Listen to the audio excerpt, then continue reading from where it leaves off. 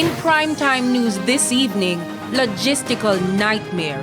Runway issue at Sangster International Airport leaves authorities scrambling and travelers fuming. We will get answers. Government says high-level investigation ordered into Sangster runway shutdown. And 2 persons in custody, another being sought as police make progress in deadly Trelawney attack.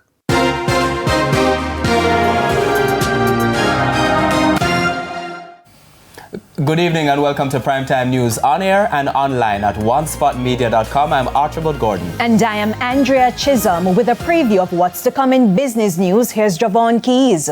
Well, Andrea, over the last few weeks, we've been hearing lots about the NCB Financial Group. So we got some insight today about why the management changes were made. I'll have the details later on. Thanks, Keys. And Jermaine Brown is here with a preview of what's coming up in Primetime Sports. Thank you, Archie. Well, the reggae girls were among the passengers left stranded overseas by the tarmac issues at the Sangster International Airport. And we have some updates on Jamaica's World Championship team. All that a bit later on.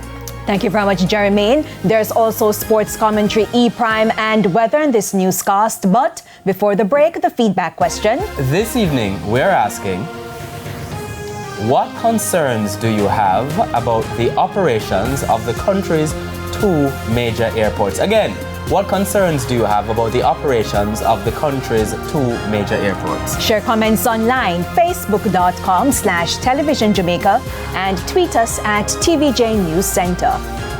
Stay with us. Primetime News returns right after this break.